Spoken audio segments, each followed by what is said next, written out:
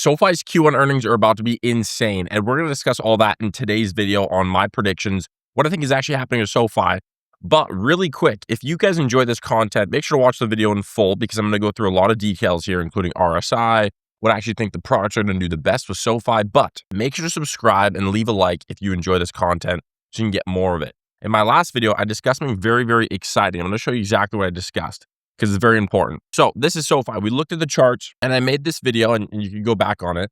But I made it around here. So if we switch to the relative strength index and we see here, I made a video right as it was touching the bottom of the box, which I described here. So in RSI, there's a box. There's the middle of the box here, top of the box, and bottom of the box. Okay, I made a video when it was touching the bottom of the box, and I upload that. You can go check out my last video on my channel. I'll link it somewhere on here. And I told you guys, the last time this happened was quite a while ago. As you can see, it was basically February of 2026, when I touched the bottom of the box. And you can see it broke the box here in January of 2026. Now, when it comes to it, look what happened every single time that the oversold limit hit that box. So it fell below 30 or it hit 30, essentially. Look what happened. It ran up. And look what just happened to SoFi. It absolutely ran up. So if you guys got in at that time, leave a like and let me know down in the comments below. I didn't buy any personally at that time. I was buying on the way down, but I didn't buy any right at the dip. But it just shows you that dollar cost averaging is better than just trying to time the market constantly. But look at how awesome that is. Some good gains. Now, we are reaching a little bit more of the overbought section here. So you might expect a little bit of a pullback and more of a stabilization before Q1 earnings come. So with that being said, Q1 earnings is coming on the 29th of April. Yeah, as you can see here, Wednesday, 29th of April, 2026. So we're going to go through what are the actual estimates, what do I think on there, and what to expect with SoFi position. But I'm going to break it to you real quick. If you're not buying more SoFi, I don't know what the heck you're doing because our market just entered into a rally. Let me show you. Over the past couple of weeks, everything was doom and gloom since the war started in Iran, but it's very, very different now. As you can see, we had a really nice V-shaped recovery, and that is a very, very strong V-shaped recovery into a bull market, okay? So the rally has officially started, and I'm super excited about it. I hope you guys are too. This is when we make money, and this is when we really, really grow the portfolio and the gain. So if you're happy about this, definitely click the like button.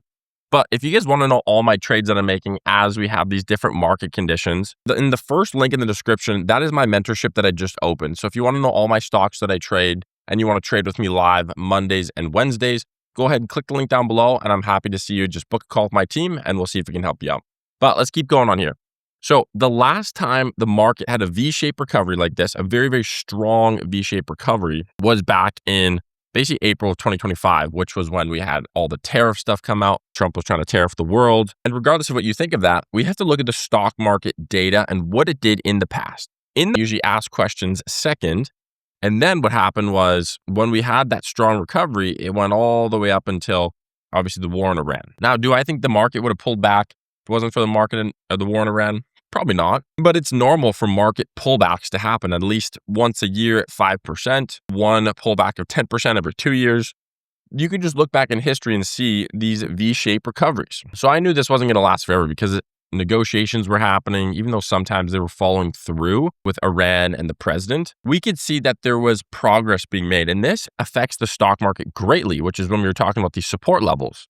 And I told you guys in my video last week, as long as this doesn't reach lower lows, so if it doesn't reach here and then go lower, then we should be fine because then we'll break past the support level and hopefully go up and up, which is what happened. And that's really what we're seeing now. So if you look back at market historical data here, let me switch it to the 4-hour. Look at these V-shaped recoveries that we've had in the past and look what's happened afterwards. And then we're going to wrap it into SoFi, so don't worry about that. But this was back in 2020. Look at that drop. I mean, just massive drop. And look at the V-shaped recovery. Look what happened afterwards.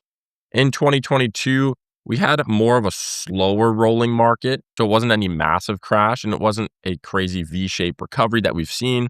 But in 2022, these were the all-time highs. So that was reached January 6th of 2022.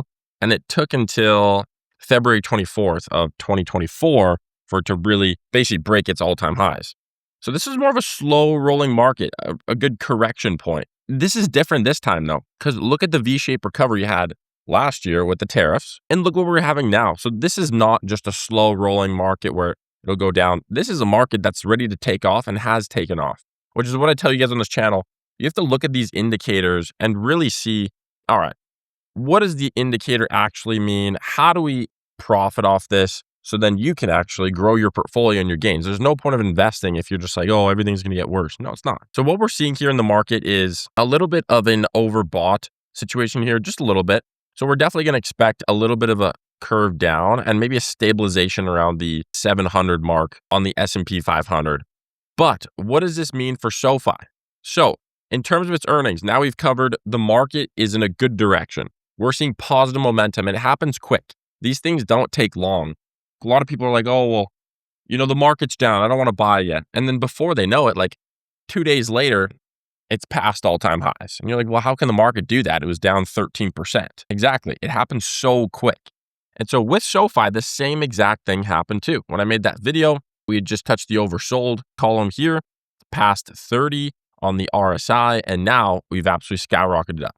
So if you had money in SoFi around this point, you dollar cost averaged, you're up a good amount. If you put in $100, you're probably at 125 in that area. If you put in 1,000, you're probably at 1,250. Okay. So with SoFi's earnings, let's go ahead and look at where they were in the past and what to expect in Q1 of 2026. Okay. Looking at their cash flow statements, they have a lot of growth. But the cool thing about it, especially in this Q1 of 2026, is the diversity and the cross sales happening within their platform. So first and foremost, I'm expecting more user bases to grow. So over 1 million users for sure. And what this means is when there's more users, it's just like any business. There's more opportunity to get more business from those users. So you think of it from the normal B2C, so business to customer banking, B2B, business to business banking. They start a business bank account. Maybe they have business transactions going through and they have all those fees. And then also the investment side of each of those. Now, SoFi does have a lot of different programs that are starting up, and I have different videos on this.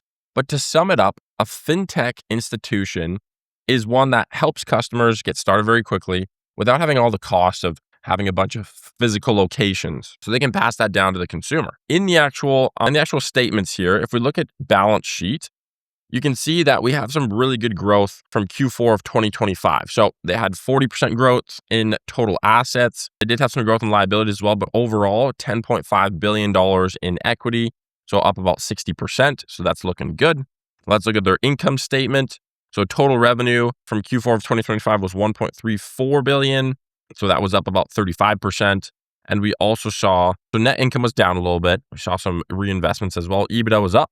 And then that was up as well. So really what we have to look at is going into Q1 of 2026, what are the main things that SoFi needs to do to grow? The main things is just keep doing what they're doing, not letting the noise get to them, but ultimately converting those newer customers into really sticky long-term customers that will stay with SoFi. And that's why I think Q1 of 2026 is going to be a really, really good earnings. And I think we're going to look back on this chart and we're going to say, oh my gosh, like we had the opportunity to buy SoFi on the absolute dip. I mean, look, SoFi was getting cratered, just destroyed. And if we look at last year at this time, or a little bit before too, but in 2025, I mean, look what happened the last time it hit $9, the last time it hit $14. You would have doubled your money if you put $1,000, $100 in there. Now, obviously, this isn't financial advice. I'm not here to give you a bunch of financial advice, but this is what I'm doing, is I'm buying super heavy on SoFi, especially going into earnings. So we have 9 days before earnings, and I think there's a really good solid chance that SoFi runs up very aggressively to the $24, $25, maybe even $26 over the next few months, especially going into the summer. Gas prices have leveled out a little bit. They're at 87 right now at the price of oil, and we're overall seeing a market recovery. So this is good for SoFi. Remember, SoFi benefits on the consumer having more money in their pocket, more money to spend, so they get transaction fees and more money to invest. So they can help out with the investment side as well. So if you believe in SoFi, leave a like. Let me know in the comments down below. But if you want my help to understanding how we do the analysis of these companies, make sure to click the first link in the description, book a call with my team, and we will see you on the inside of the mentorship. Take care.